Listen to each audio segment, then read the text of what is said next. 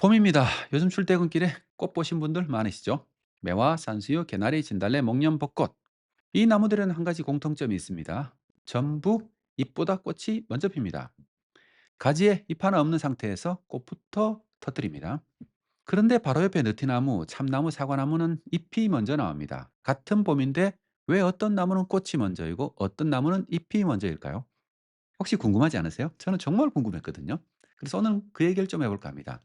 오늘은 이 단순한 질문에서 출발합니다. 그런데 이 질문을 따라가다 보면 기후변화 그리고 과일 가격까지 연결됩니다. 2024년 사과 한 개가 5천 원을 넘은 적이 있었죠. 비싼 거 만 원까지 갔었고요. 그 금사과의 진짜 원인이 사실 오늘 이야기 안에 들어 있습니다. 식물학에서는 꽃이 잎보다 먼저 피는 현상을 선화후엽이라고 부릅니다. 영어로는 히스테란 소스입니다. 반대로 잎이 먼저 나오고 꽃이 뒤따르는 건 선엽후화, 프로테란 소스라고 부르고요. 핵심 원리는 생각보다 굉장히 단순합니다. 나무의 가지 끝에는 꽃눈과 잎눈 두 종류의 눈이 있습니다. 겨울잠을 자고 있다가 봄이 되면 깨어나는 거죠. 그런데 이 둘의 깨어나는 조건이 다릅니다. 비율을 하나 들어보겠습니다. 알람 시간이 다른 두 개의 시계라고 생각하시면 됩니다. 꽃눈의 알람은 일찍 울립니다. 봄 온기가 조금만 쌓여도 깨어나는 거죠. 반면에 잎눈의 알람은 조금 더 늦게 울립니다. 더 많은 열이 축적되어야 비로소 활동을 시작합니다.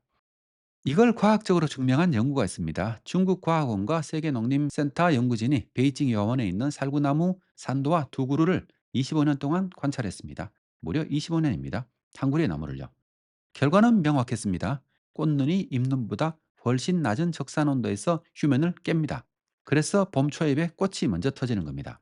여기서 적산 온도라는 거는 적산, 누적됐다는 거죠. 그러니까 우리가 보통 꽃이 언제 피냐를 계산할 때 그해 있던 온도를 다 더해가지고 몇 도가 더해지면은 이제 무슨 꽃이 피겠다 이렇게 계산합니다. 이걸 농업계에서는 적산 온도라고 이렇게 부릅니다. 그런데 이건 우연이 아니죠. 하나의 전략입니다. 잎이 없으니까 바람에 꽃가루가 잘 날리기도 하고요. 풍묘아에게는 잎이 방해물이거든요. 충묘와도 마찬가지입니다. 벌이 옮기는 거요. 잎에 꽃이 가려져 있으면은 곤충 눈에는 꽃이 잘 안 보일 수도 있겠죠. 그러니까 이제 봄철에 꽃부터 먼저 피어서 곤충을 먼저 끌어들여 가지고 수분부터 먼저 하는 거죠. 그래서 번식을 먼저 끝내고 남은 계절에 광합성을 통해 가지고 에너지 저장에 집중하는 겁니다. 수억 년에 걸쳐 가지고 다듬어진 자원 배분의 전략입니다. 그러니까 생존 전략이라고 할 수 있겠죠. 자, 그러면 우리 주변 나무를 한번 분류해 보겠습니다. 꽃이 먼저 피는 나무, 매화, 산수유, 생강나무, 희열이, 개나리, 진달래, 목련, 왕벚나무, 복숭아, 살구, 앵두, 전부, 선화, 후엽에 들어가는 나무입니다. 그리고 다음은 잎이 먼저 나오는 나무겠죠. 사과, 배, 느티나무, 참나무, 귀롱나무, 이쪽은 선엽후화입니다. 그리고 재밌는 건 철쭉입니다. 진달래는 꽃이 먼저 피는 산화후엽에 속하지만요. 철쭉은 비슷하잖아요. 그런데 잎과 꽃이 동시에 올라옵니다. 같은 진달래과인데 전략이 다른 거죠. 여기까지는 봄 산책길 교양 지식입니다. 그런데 이 나무들이 수억 년 동안 지켜온 타이밍이 있습니다. 이 타이밍이 깨질 때 어떤 일이 벌어지는지 숫자 하나를 기억해 주시기 바랍니다. 이제 우리 채널을 볼 때는 익숙하죠. 숫자가 먼저 나오는 게 오늘은 59%입니다. 나중에 다시 나옵니다. 우리 채널에서 여러 번 이야기했지만 기후변화로 봄이 빨라지고 있습니다. 한국의 벚꽃 개화 시기는 지난 30년간 약 일주일 이상 앞당겨졌습니다. 사과꽃도 비슷한 추세입니다. 꽃이 일찍 피면 좋은 거 아니냐고요? 그건 아니죠. 여기에는 이중 함정이 숨어 있습니다. 함정 하나는 냉해입니다. 꽃은 일찍 피는데 4월에 꽃샘 추위가 오면 꽃이 얼어 죽습니다. 꽃이 죽으면 열매가 잘 안 맺히는 거죠. 이게 바로 착과 불량이라고 부릅니다. 과수의 경우 기온 상승으로 개화가 빨라지면 기후 변동에 의해 가지고 일시적인 저온 현상이 찾아올 수 있잖아요. 그러면 오히려 더 치명적인 피해를 입기도 합니다. 농촌진흥청도 이 점을 분명히 경고하고 있습니다. 기억나시죠? 2024년 봄 4월에 갑자기 찾아온 저온, 눈이 한참 내렸죠. 그때 사과꽃이 대규모로 냉해를 입었습니다. 그 위에 여름 폭우하고 고온까지 겹치면서 탄저병이 급속하게 퍼졌고 사과 수확량은 30% 이상 급감했습니다. 결과는 다들 아시죠? 마트에서 사과 한 개가 5천 원이 넘었고요. 한때는 만 원이 넘은 것도 있었습니다. 도매가는 전년도 비해 가지고 2배가 넘었고 이럴 때면 항상 나오는 말이 있죠. 금사과라는 말. 이때 특히 더 심했습니다. 충북 보은에서 사과 농사를 짓는 귀농인이 있었습니다. 10년 차 귀농 농부였는데요. 2024년에는 예상 수확량의 절반도 못 거뒀습니다. 판매할 사과가 없어가지고 인근 농공장지로 돈 벌러 출퇴근하기도 했었죠. 이게 함정 하나입니다. 함정 둘, 벌이 안 옵니다. 꽃은 피었는데 꽃가루를 옮겨줄 벌이 아직 오지 않는다면요. 이걸 학술용어로 무르 불일치라고 부릅니다. 영어로는 페놀로지컬 미스매치. 식물의 개화 시기는 기온에 민감하게 반응합니다. 온도가 올라가면 꽃이 빨리 핍니다. 이 적산 온도가 쌓이다 보면 빨리 피는 거죠. 그런데 곤충의 활동 시기는 기온만으로 결정되지 않습니다. 일조 시간, 토양 온도, 월동 생태 같은 복합적인 조건이 작용합니다. 그래서 꽃은 앞당겨서 피는데 벌은 같은 속도로 앞당겨지지 않는 겁니다. 비유를 하자면 파티는 시작됐는데 손님이 안 온 거죠. 그리고 이 파티에 손님이 안 오면은 열매가 안 맺힙니다. 일본에서 진행된 연구가 있습니다. 봄 야생화가 따뜻한 봄에 조기 개화를 했는데 괭벌 여왕봉의 출현 시기는 봄 기온에 거의 반응하지 않았습니다. 결과적으로 꽃과 벌 사이에 동기화가 깨져버렸고요. 그러니까 수분율과 정자 생산이 크게 떨어졌습니다. 2025년 PNAS에 실린 연구는 이 불일치가 고위도로 갈수록 심해진다고 보고했습니다. 한국은 중위도에서 고위도 사이에 껴 있잖아요. 정확히 이 위험 구간 안에 있습니다. 여기까지 한번 정리해 보겠습니다. 나무가 수억 년간 다듬어온 꽃 먼저 잎 나중 전략이 기후변화로 흔들리고 있습니다. 개화가 빨라지면 냉해를 맞고 벌이 안 오면 수정이 안 됩니다. 이 이중 함정이 금사과 같은 가격 충격으로 나타나고 있는 것이고요. 그런데 사실 더 무서운 얘기는 지금부터입니다. 아까 기억해 두시라고 한 숫자 59%. 이 숫자의 의미를 지금부터 말씀드리겠습니다. 2026년 1월 강원대학교 국립생물자원관에서 제출한 연구 보고서가 하나 나왔습니다. 가장 최근 보고서죠. 화분맥의 곤충의 생태 서비스 평가 및 변화 예측 연구인데요. 이 보고서의 핵심 결론 이것입니다. 기후변화가 지속될 경우 국내 양봉꿀벌의 수분 서비스는 2040년에서 2060년 사이 현재 대비 평균 한 59% 감소할 수 있다. 이런 연구 보고서였습니다.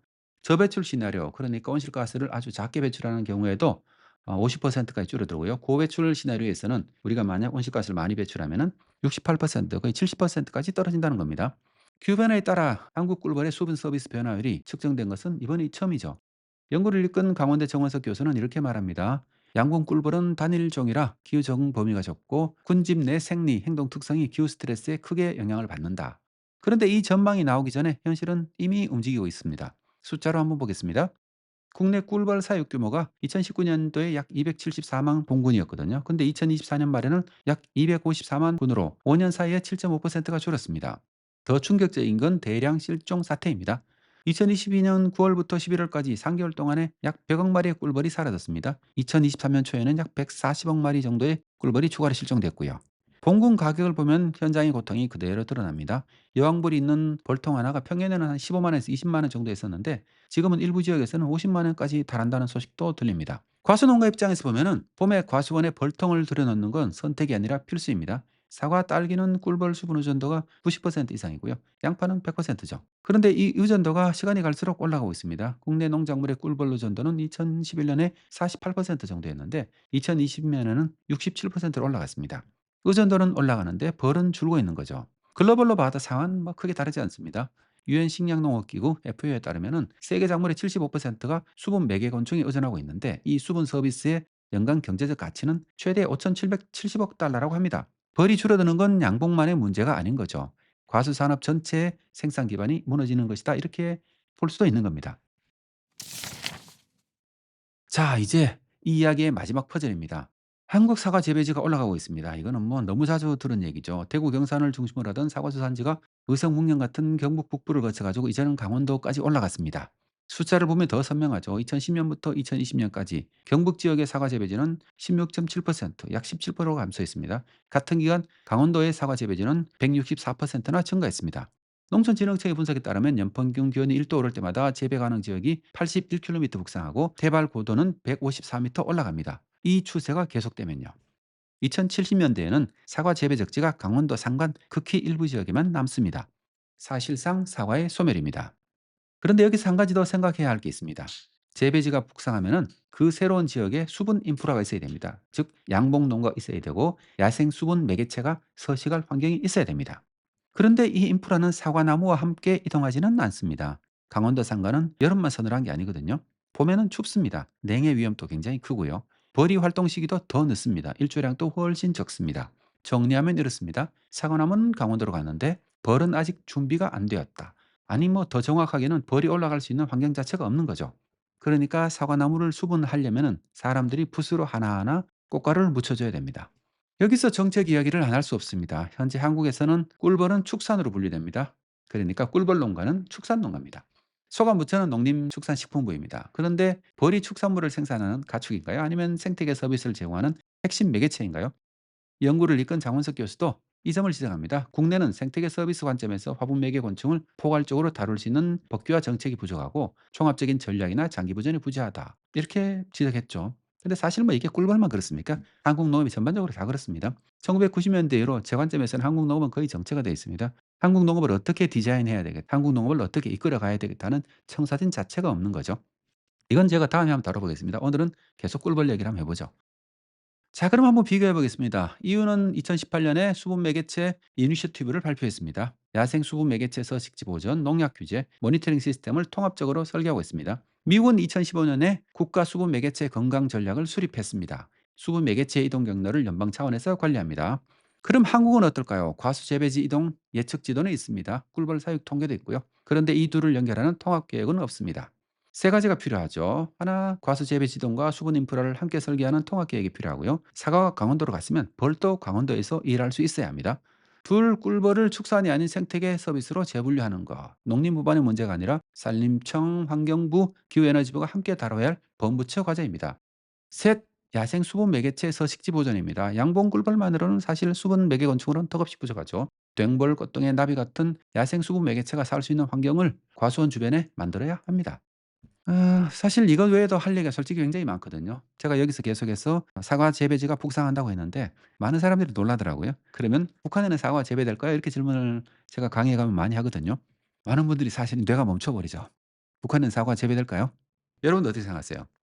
사실 사과 재배 주산지는 일제시대부터, 그러니까 1900년대 이후로 계속해서 북한이었습니다. 실제로 북한은 우리나라보다 사과 생산량이 2배나 더 많습니다. 그리고 사과의 원산지도 중앙아시아거든요. 그리고 중국에서 전 세계 사과의 한 57% 정도 생산되는데, 어디서 주로 생산되냐 하면은 북위 31도인 산둥반도 있잖아요. 거기하고 북위 40도인 황토고원지대가 주로 사과 주산지입니다. 그러니까 남한 지역, 대구에서 사과가 생산될 수는 있습니다만은 이게 그렇게 자연스러운 상황은 아니다, 이렇게 볼 수 있는 거죠. 그러면 왜 사과 재배지가 북상한다고 했을까요? 사과 재배지가 북상하는 건 아니고 사실은 부사의 재배지가 북상한다고 볼 수 있겠죠. 부사는 사과지만은 사과가 부사는 아닌 겁니다. 그러니까 부사의 재배지가 북상하고 있습니다. 기후 변화에 적응하려 그러면 기후에 맞는 사과의 품종을 바꾸는 게 굉장히 중요하겠죠. 그 얘기는 다음에 한번 이야기하겠습니다. 오늘 이야기는 봄꽃이 왜 잎보다 먼저 피는지, 이 단순한 질문에서 시작했습니다. 이건 사실 제가 지난 주말에 동네를 산책하다가 꽃이 다 개화를 했잖아요.